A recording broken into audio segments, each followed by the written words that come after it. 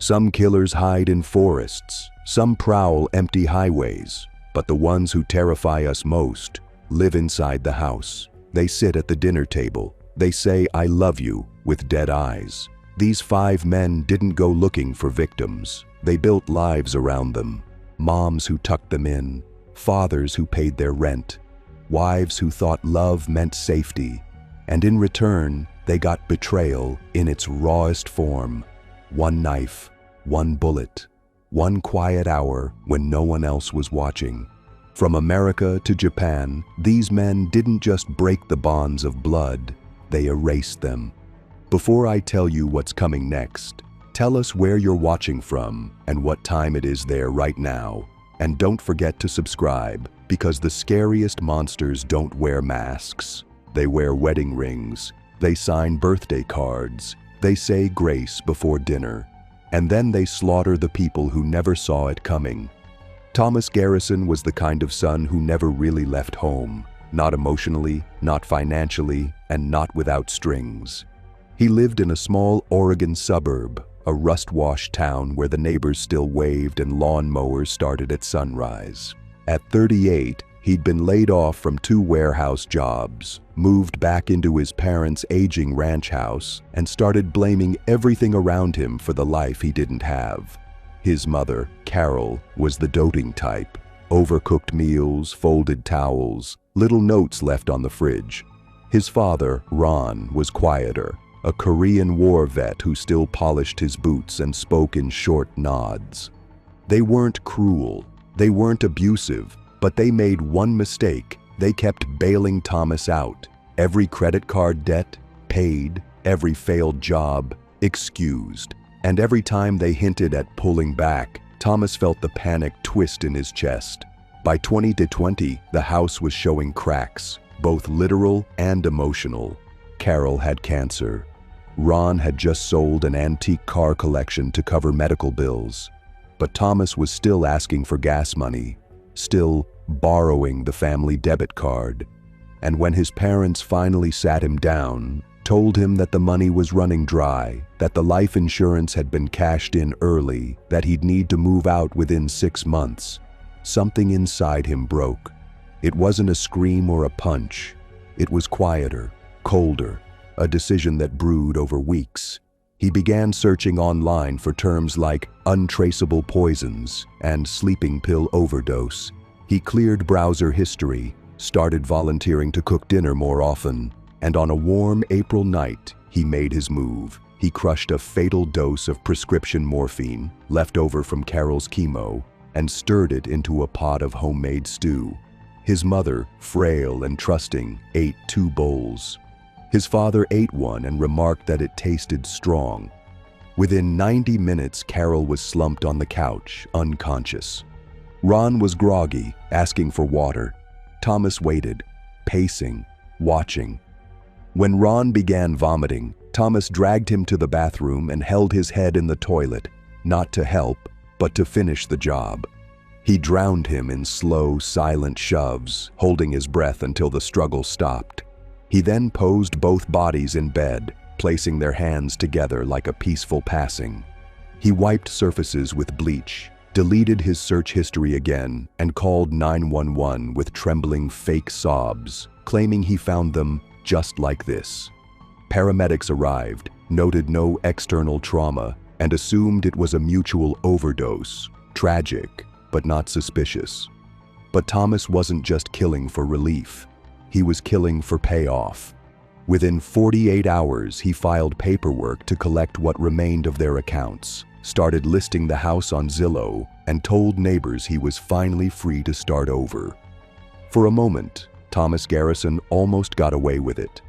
The cause of death for both parents was listed as possible overdose-related complications, and due to Carol's history with morphine from her cancer treatment, no autopsy was ordered. The house, warm and quiet, became his again.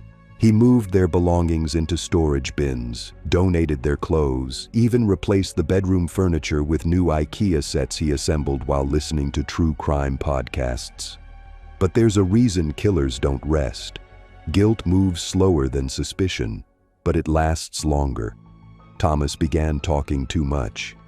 At a neighborhood barbecue 2 weeks later, he mentioned that his father probably knew it was coming and that he always said if Carol went first, he wouldn't be far behind. People smiled politely, but they remembered it. Then there was the real estate listing, oddly fast, oddly cheap, and worded like someone who wanted out immediately. The town noticed, and the medical examiner's office, which had recently hired a forensic toxicologist to review all non-autopsy deaths involving opioids, flagged Carol's case. A sample from her hospice file had been retained due to her chemotherapy participation in a drug study. That single frozen vial was enough. Elevated morphine levels far beyond therapeutic use. When they dug deeper, they found Thomas's internet activity, partially recovered through his router logs and external Wi-Fi backups from Google's data archives. The searches were specific, chilling. How long does morphine take to kill? Will vomiting ruin overdose? What does hospice autopsy check? More damning, a deleted Amazon order for surgical gloves, face masks, and a used secondhand paper shredder, purchased just days before their deaths. Investigators obtained a warrant, entered the home in June, and found inconsistencies. Bleach residue in the kitchen but not the bathroom, unwashed clothing in a plastic bin behind the furnace, and a stained cutting board hidden in a shed, with remnants of pulverized tablets and traces of meat fat. One of Thomas's biggest mistakes was believing bleach destroyed everything, but forensic specialists pulled viable chemical evidence from under countertops and drains. A toxicology match confirmed the morphine's concentration, and then came the final thread, a voicemail, left accidentally. On the night of the murders, Thomas had attempted to call his cousin to stage a grieving conversation, but instead pocket-dialed and left a 19-minute recording of muffled pacing, heavy breathing, and a soft voice whispering, "It's done, it's done," followed by a single sob and the sound of water running. The recording wasn't discovered until the cousin opened his voicemail weeks later, confused and unsettled. When played for investigators, it was treated as a confession. Thomas was arrested on July 2nd, sitting in his parents' old recliner, watching reruns of a game show. He didn't resist. He didn't speak. In court, he pleaded not guilty, claiming grief and stress made him unstable. But the evidence towered. The gloves, the Google logs, the shredder filled with partial documents including his parents' will, altered but not fully destroyed. The jury took less than 4 hours to convict him. Life without parole. But even in sentencing, Thomas showed no tears. Only when asked why he did it did he respond. 5 words, flat and empty. "They were holding me back." And in that moment, the room froze, because it was never about money, not really. It was about a man who resented the hands that raised him, fed him, sheltered him. And when they finally asked him to stand alone, he made sure they'd never stand again. Thomas Garrison killed out of entitlement, a son who mistook sacrifice for suffocation. But 200 miles north, another man sharpened a different silence, not of need, but of control. Daniel Mercer didn't lose his temper. He lost his wife on purpose. Daniel Mercer never yelled. He never threw things. He never raised a hand. And that's what made him so easy to miss. In a quiet cul-de-sac in Kelowna, British Columbia, the Mercers were what neighbors called sweet but private. Daniel, 42, worked at a local hardware store. His wife, Eliza, was a part-time school librarian. They had no children, just a fixed routine. Coffee at 6, carpool at 7:30, dinner by 6:15. They ate at the table every night. But behind the blinds, that table was a stage. One where Daniel's silence hummed like a slow poison. Eliza had grown tired of the hush. After 15 years of walking on eggshells, she'd reconnected with her sister across the border in Montana, hinting that she might move down. It was subtle at first, new books about independence on her side of the bed, muted arguments in the hallway, passwords changed. Daniel knew Not because she told him, but because he'd installed spyware on her laptop 6 months earlier after she forgot their anniversary. Her search history confirmed it. How to divorce safely in Canada. How to hide savings from husband. Can I take my cat across the border in a custody split? Daniel didn't rage. He didn't beg. He began planning. First, he increased her life insurance policy. She didn't notice, since he handled all their finances. Then, he started cleaning the basement obsessively, tarping the floor, testing which bleach brand left the least scent. Next, he began adding powdered sleeping pills to her nightly tea, microdoses, until her body adjusted. When she no longer noticed her drowsiness, he tripled the dose one Thursday evening. That night, while she slumped at the kitchen table mid-sip, Daniel moved with eerie precision. He dragged her gently to the basement, placed her on a prepared sheet of vinyl, and used a commercial-grade staple gun to secure her limbs to a wooden frame he'd built under the guise of garden shelving. She woke briefly, groggy, confused, but by then he'd wrapped her head in soundproof insulation foam and began suffocating her using layered freezer bags, pressing with steady, silent hands until her limbs stopped twitching. He didn't cry. He didn't look away. He placed a timer on the wall, clicked it on, and sat in front of her body for exactly 30 minutes, unmoving, as if waiting for regret to arrive. It didn't. At midnight, he dismembered her in silence, wrapped the remains in heat-sealed contractor bags, and hid them in a modified section of drywall he'd installed during renovations. The next day, he called in sick, baked banana bread, and sent a cheerful, "Eliza's taking time off for self-care" email to her school principal using her unlocked phone. He texted her sister, "Need to unplug. We'll call from Montana in a few days."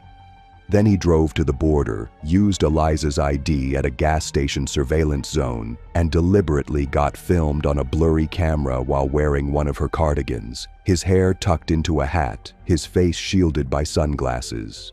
It worked. For weeks the story was, Eliza left. A quiet separation, no foul play. But beneath that calm surface, Daniel had crafted the perfect stillness, and he thought it would hold.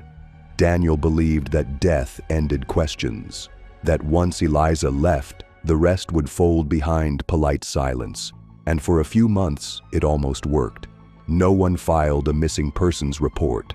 No alarms were raised. He told Eliza's school she'd officially resigned, mailed a resignation letter using one of her older handwriting samples he'd practiced forging, and even mailed her personal items to her sister's Montana address with a sticky note.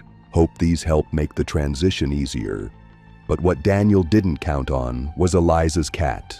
Mila, a gray tabby, had a chronic kidney condition. She needed weekly injections and special wet food that could only be purchased via prescription from one specific clinic that Eliza had used for years. Daniel, ever methodical, forgot to refill it, and when the clinic called her to remind her of the refill, the number was disconnected. Her vet, who'd worked with Eliza for 8 years, grew uneasy. Something didn't feel right. She drove by the house, saw no signs of the cat, and later called Eliza's sister, asking if Mila was adjusting well in Montana. The sister paused. Mila hadn't arrived. In fact, Eliza had promised to bring her in person. That tiny thread was enough to pull. Within days, the sister drove up to Kelowna.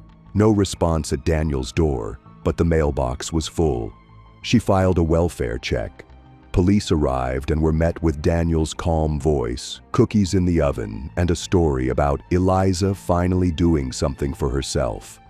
They almost left, but one officer noticed a faint chemical scent, not bleach, but paint thinner, wafting up from the basement. Daniel said he'd been working on a shelf project. The officer asked to see it. Daniel hesitated. Too long. A warrant was filed the next day.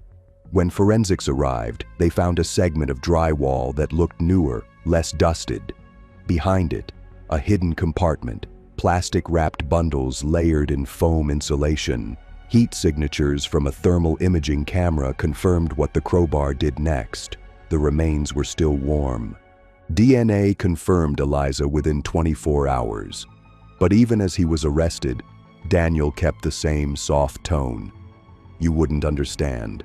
I gave her peace." In court, he represented himself, claimed she had begged for release, that he was helping her vanish. But no plea for mercy held against the overwhelming trail he left. Surveillance footage, voice matches, digital handwriting overlays, the spyware logs, the text messages from her number long after she was confirmed dead. And the kicker, a handwritten letter from Daniel to himself, found in a safe with the line, "She will finally be silent, and I will finally be seen." The jury deliberated for less than 6 hours. Life in prison without parole. No family came to visit. No one wrote. Only Mila, the cat he forgot, lived on, adopted by Eliza's sister, who keeps her picture framed on the mantle, right next to a photo of Daniel's smile with the caption underneath, "This is what murder can look like." Daniel Mercer taught us that you don't need violence to destroy someone, just patience, poison, and a plan. But 13,000 kilometers away, in the heart of suburban Melbourne, the blood wasn't quiet. It screamed behind closed curtains. Because the next man didn't kill for silence. He killed to make a point, and his family was his message. The neighbors called him a good bloke. A bit odd, maybe, but always mowing his lawn before sunrise, always carrying groceries for the older couples at the end of the street, always waving even when no one waved back. His name was Caleb Hurst, 37 years old, a construction site foreman with rough hands and a clean house, living just outside Melbourne with his aging parents, Helen and Malcolm, and his younger brother Jamie.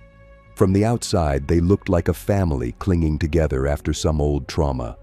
What nobody knew was the trauma never ended. It lived in Caleb's bones. He'd spent his childhood as a punching bag, not metaphorically, but literally. Malcolm had fists and a voice like thunder, and Helen had hands that washed bloodstains like they were laundry detergent ads. Jamie, the golden son, was the one who made it. Straight teeth, corporate job, and that perfect way of pretending nothing ever happened. Caleb, on the other hand, stayed. Out of duty, out of guilt, out of some twisted belief that maybe if he just stayed long enough, they'd treat him like a human being. But that never happened, not even once. The final straw came in the form of a hospital invoice. Malcolm needed heart surgery, and the public wait list was too long. Jamie refused to help. Helen wept. And Caleb was told, flat out, "You owe us. We fed you for 18 years. That sentence was what broke him. Not because it was cruel, but because it was familiar. Like a song he couldn't get out of his head. That night, he went into the garage and began assembling a murder plan the way most people prepare holiday meals. He started by setting up a GoPro camera inside the kitchen smoke alarm, not for ego, but for proof. So they'd see what they made, his journal later explained. The plan was methodical. He began giving Malcolm higher doses of salt in his meals, slow hypertension attacks masked as old age. He tampered with his medications, swapping labels. And when the first signs of chest pain came, he offered to drive him to the ER, only to take a detour toward the abandoned clay pits behind the old farm road. Malcolm was too weak to fight. Caleb had already disabled the rear seatbelt mechanism so his father couldn't unlatch himself. And when they reached the site, he parked, opened the back door, and injected a syringe filled with a veterinary paralytic into his father's leg. It took 40 seconds for Malcolm to stop moving. Then Caleb placed a plastic bag over his head and watched. He didn't cry. He didn't look away. He waited. When it was done, he buried the body 6 feet down in a pit he had dug weeks earlier, just in case the surgery failed. He marked the site with a broken shovel handle and drove home with the radio playing static. Helen asked where Malcolm was. Caleb said, Emergency surgery, said not to wait up. She went to bed in tears. He sat at the kitchen table, watching the clock blink. And that was only the beginning, because he wasn't finished, not by a long shot. The next to die was Helen, not because Caleb hated her more, but because she was the foundation that let everything else rot. For decades, she called it keeping the peace, when really, all she did was wash the bruises off with warm water and shut the bedroom door. She never raised a hand, but Caleb remembered her voice when Malcolm drank too much. "Don't provoke him." That sentence stayed in his head like rot behind wallpaper. The day after Malcolm disappeared, Helen walked around the house in a daze. She baked banana bread, left a plate for Malcolm at the dinner table, asked Caleb every hour if the doctors had called. "They will," he told her. "You should rest." But she wouldn't. So Caleb changed tactics. He began slipping low doses of lorazepam into her tea, small at first, enough to calm her. By the third night, she was forgetting what time it was, sleepwalking, confusing the kettle for the TV remote. That's when Caleb brought her to the basement. He'd set up a lounge chair in front of the boiler, told her it was warmer there. She nodded and smiled, like a woman half stuck in some dream. He played her favorite music on an old CD player, Blue Moon by the Marcells. Then he wheeled over a tank of carbon monoxide, used a plastic feeding tube to redirect the gas into a sealed mask, and gently placed it over her face. She didn't resist. She didn't even flinch. She just slowly stopped blinking. He stayed until her lips turned gray. No violence, just quiet. He later wrote, "I gave her the peace she never gave me." Her body was wrapped in a painter's drop cloth and sealed in a spare chest freezer he kept under a false shelf in the garage. That night he texted Jamie, "Mom's taken it really hard. Might need help soon." Jamie replied 4 hours later, "I'll come by Friday. Don't do anything weird." That text saved Caleb 3 full days of planning.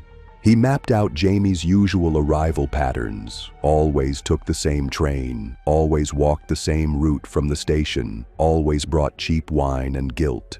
Friday evening, as Jamie walked in, Caleb was already in the kitchen wearing gloves.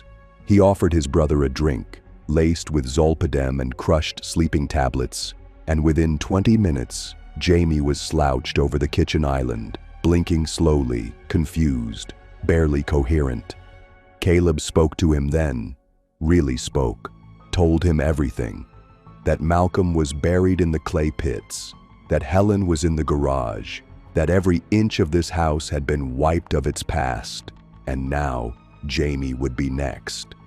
Jamie laughed. He thought it was a joke, right up until Caleb plunged a 10-inch drywall knife into his chest, 3 times, slow, deliberate. Jamie gasped, begged, then choked on his own blood. Caleb dragged his body to the bathroom, stripped it, dismembered him in the tub, and placed the remains in construction-grade chemical barrels mixed with lye.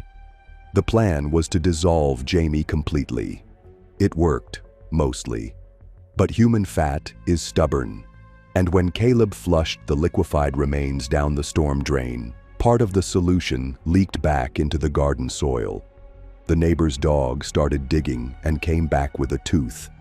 That single canine molar found in the bushes by a 6-year-old girl chasing her ball is what brought the walls down.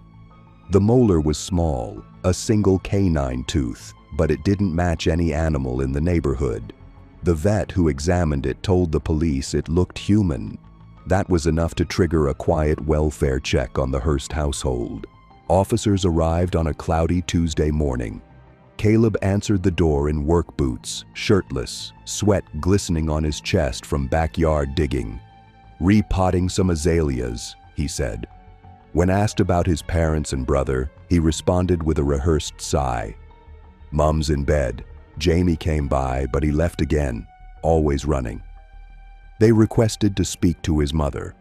Caleb motioned toward the hallway, then walked slowly toward the bedroom. But the officers noticed something. The family car hadn't moved in days. and one of them, a junior constable, recognized Jamie from a pub they both frequented. Jamie hadn't been seen in almost 2 weeks. Suspicion crept in. They followed Caleb to the bedroom. The bed was made, curtains drawn. The smell was wrong, faint antiseptic mixed with mildew. No one was in the room. "She must have gone for a walk," Caleb said. But when one officer peeked into the bathroom, he saw streaks of pink residue near the drain. Forensics would later confirm traces of blood and human fat embedded in the grout, partially cleaned but not well enough. That triggered a full search warrant. Over the next 48 hours, the home was stripped. Behind a false garage panel, they found Helen's body frozen solid. In the clay pits, ground-penetrating radar revealed disturbed earth exactly where the handle of a broken shovel stuck out like a gravestone. But the most damning evidence came from the basement. A detailed hand-drawn map of the murders, journal entries describing every emotional beat, every decision, and a USB drive hidden behind the insulation. Inside were time-stamped GoPro videos of every death. It wasn't ego, it was legacy. Caleb had filmed everything, sometimes with voiceover. "They made me what I am," he says in one. "This is not rage, this is release." The footage showed him calmly preparing injections, taping over door handles to avoid fingerprints, even vacuum sealing his clothes before and after. He thought of everything, except the molar. His arrest was quiet. He didn't resist. In court, the footage was sealed from public view due to its disturbing nature, but the jury saw it. The judge saw it. And in a country where such killings are rare, the media called it the Hurst House of Silence. Caleb represented himself at trial, refused all psychiatric evaluations. He confessed to everything, even smiled. "I waited my whole life to be heard," he said. The court didn't flinch. He was given life imprisonment with no possibility of parole. In prison, he is silent. Doesn't speak to inmates, doesn't write, just stares at the wall, day after day. A mural was painted over the Hurst house, a red tree with no leaves, and 3 birds flying away from the branches. Every few weeks, flowers appear on the doorstep. Not for the parents, not for Jamie, for Caleb. Because in some warped part of the world, someone always admires the monster who built his own hell and invited his family in one by one. Caleb Hurst didn't snap, he simmered. For decades, his rage didn't explode, it dripped slow, like water torture, until everyone who wronged him drowned in it. But while Caleb sought silence through revenge, the next man sought something else entirely. In a quiet Tokyo suburb where streets are swept at dawn and neighbors bow with buried secrets, one son believed his family's shame could only be washed clean with blood. His name was Riku Tanaka, and to the outside world, he was everything a traditional Japanese son was supposed to be: polite, quiet, dutiful. At 34, he still lived in the same modest 2-story home with his aging parents in the Setagaya ward of Tokyo, commuting daily to his job at a small municipal archive office. He wore the same black-rimmed glasses, the same pressed white shirt and navy sweater vest, and nodded to the same neighbors every morning. He bowed to elders. He helped clean the gutters in spring. But behind those tidy walls was a life locked in cultural shame. His mother, Keiko, once a respected Ikebana instructor, had developed schizophrenia in her mid-50s. His father, Haruto, a former public prosecutor, responded to this diagnosis the way he had responded to every challenge in life, with denial. "She's just eccentric," Haruto insisted. "Don't say the word illness, it brings shame." Riku was made to carry that shame. Every day after work, he came home not to peace, but to chaos. Keiko talking to invisible guests, cutting her own hair in the sink, hoarding piles of shredded paper. Haruto, already cold and domineering, turned cruel.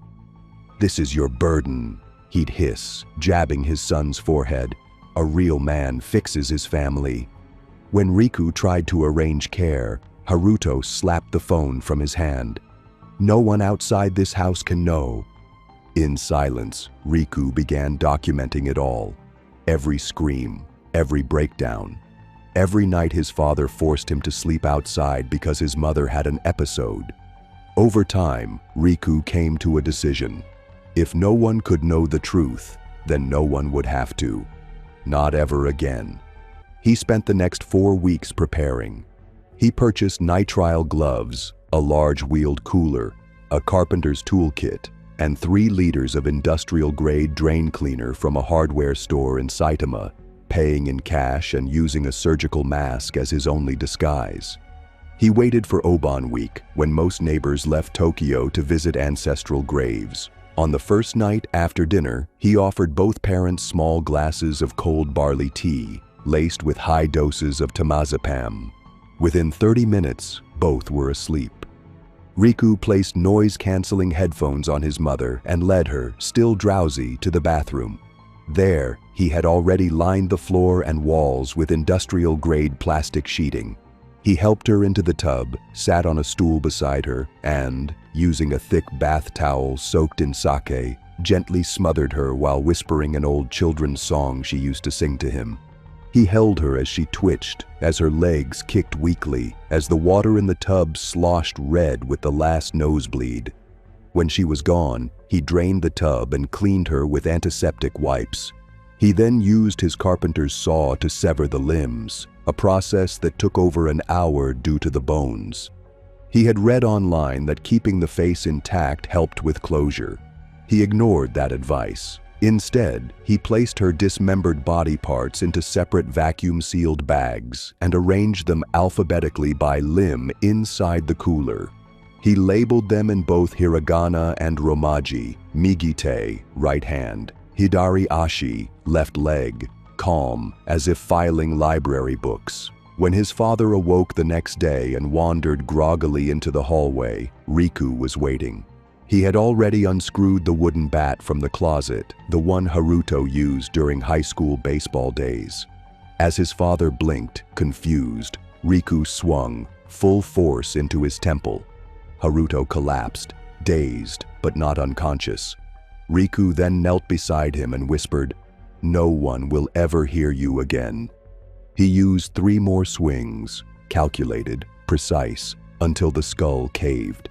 Then, without hesitation, he dragged the body to the basement, laid it on a large plywood sheet, and repeated the same method. Dismember, vacuum seal, label. He did not cry. He did not sweat. The only emotion he wrote about in his journal that day was relief. With both parents now silenced, Riku shifted into what he called his administrative phase.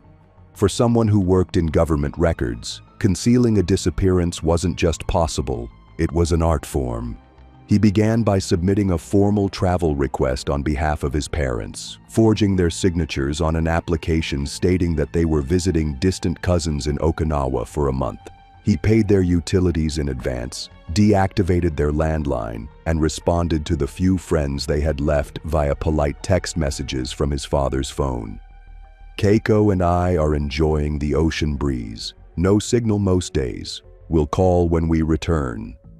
Meanwhile, in the house, Riku created what could only be described as a museum of suppression. He kept the sealed body parts in 2 separate chest freezers in the laundry room, each organized meticulously with color-coded labels matching the family registry numbers. He installed a dehumidifier, wiped all surfaces daily with antibacterial cloths, and monitored temperatures with digital sensors. No scent escaped, no sound. But what he didn't count on was the city. In Tokyo, there are rules, and one of those is strict trash disposal enforcement. A sanitation officer flagged the home for a missed waste pickup. It seemed minor, but in a district where neighbors pride themselves on tidiness, even a forgotten trash bag could raise flags. A local volunteer, an elderly man who used to prune the Tanaka's azaleas, came by to check in. When Riku answered the door, the man asked where Keiko was. Riku smiled. "Still in Okinawa." The man nodded, then looked past him. Smells like gas inside. Riku panicked. That night, he attempted what would become his fatal mistake. He rented a van under a false name and drove the coolers out to the wooded outskirts of Gunma Prefecture. His plan was to bury them near a closed-down ski resort where erosion had made landslides common, making discovery unlikely. But a police drone happened to be flying overhead that day, mapping trails for a new hiking route. It captured footage of a man in a surgical mask unloading what appeared to be medical containers from a van. Days later, that drone footage was run through facial recognition software during a test sweep of suspicious activity. Riku's glasses gave him away. Authorities raided his home within the week. What they found was staggering. Not only the dismembered remains of both parents, but detailed ledgers explaining why each limb was placed where, the philosophy behind his organ order, and even letters addressed to government officials proposing a tax write-off for disposal of toxic legacy. Riku never ran. He never even tried. When police entered the house, he was ironing his father's work shirt, the same one Haruto wore when he used to choke Riku against the stairwell. During interrogation, Riku was eerily calm. He described everything, every step. He even corrected the investigators' terminology when they referred to the chest freezer as a fridge. Different mechanism, he said with a nod.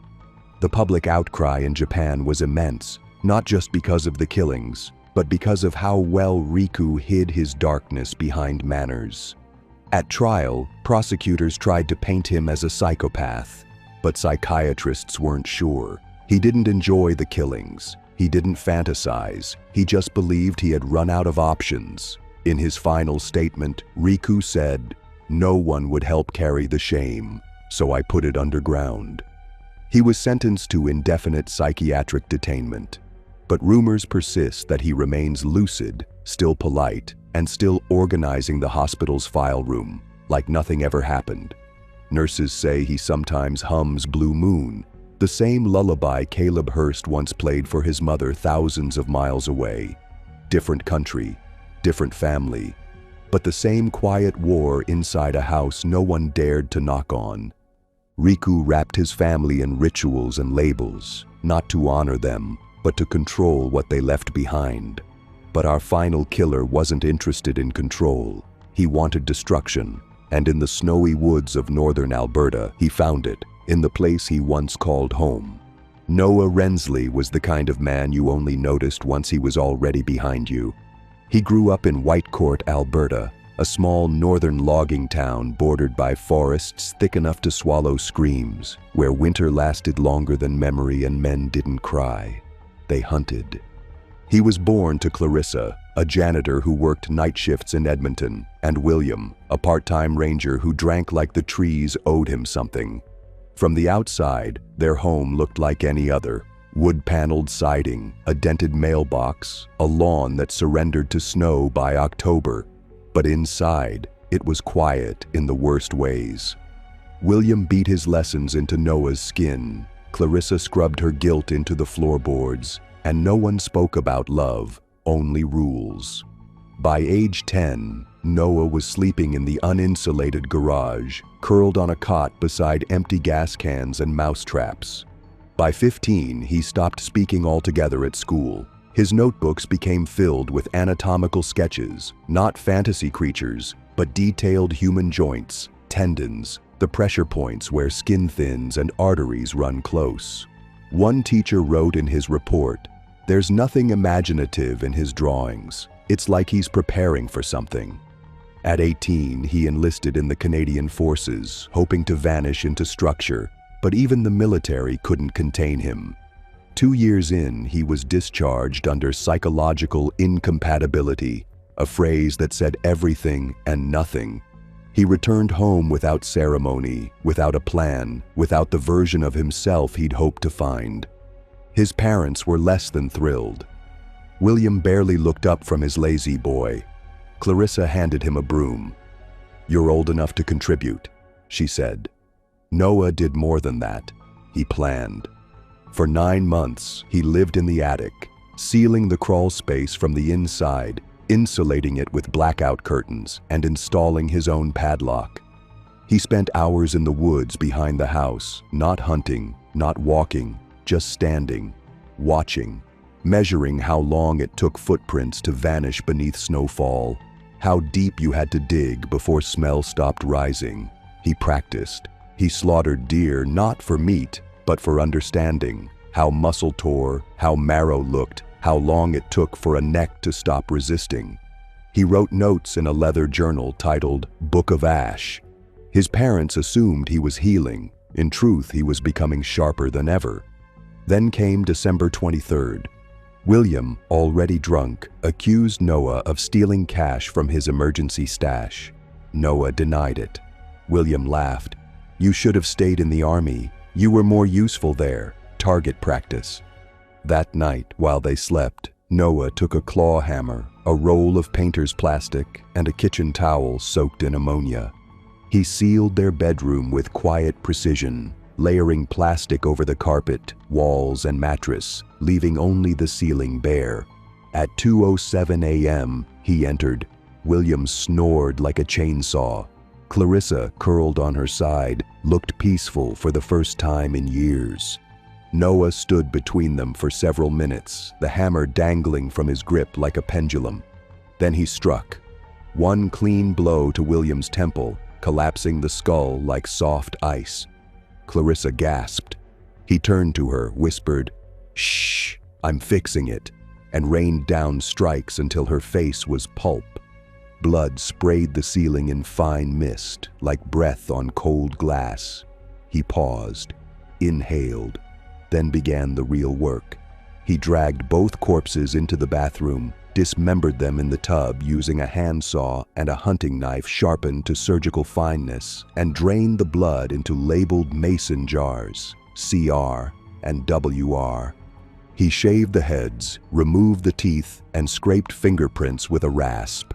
For hours he worked methodically, rinsing tools in boiling water, wrapping limbs in double-layered garbage bags, and storing everything in coolers under the deck. He used a turkey baster to suck blood from the carpet. By sunrise, the room looked untouched, except the ceiling. So he painted over it, white over red, like nothing ever happened. He told neighbors his parents had gone to Vancouver for the holidays. He texted their co-workers from their phones, using broken grammar to feign age. No one questioned it. After all, people in small towns don't pry. They whisper, and whispers never lead to searches. In the weeks that followed, Noah became a phantom of function, mowing the lawn even when snow covered the grass, paying bills early, keeping the porch light on like someone was expected home. But behind that quiet civility, he was perfecting the aftermath. Every night, he revisited the coolers under the deck, rotating the limbs, checking for odor, making notes in his journal about decay, density, and insect activity. He didn't just want to kill, he wanted to disappear the evidence like it had never breathed. He burned the torsos in a steel drum using gasoline, animal bones, and insulation foam, a mix that created a pungent but explainable burn smell, especially in rural Alberta, where people still used fire pits and old barrels to discard trash. He pulverized the skull fragments with a sledgehammer, mixed them into a bucket of quick-set cement, and poured them into fence post molds. The teeth he dissolved in drain cleaner and flushed at timed intervals to avoid clogging. By the end of January, there was nothing left that bore the name Clarissa or William. The house felt cleaner, lighter, as though even the walls had stopped bracing for screams. Noah, now wearing his father's ranger uniform, began walking the trails again, this time as a volunteer tracker.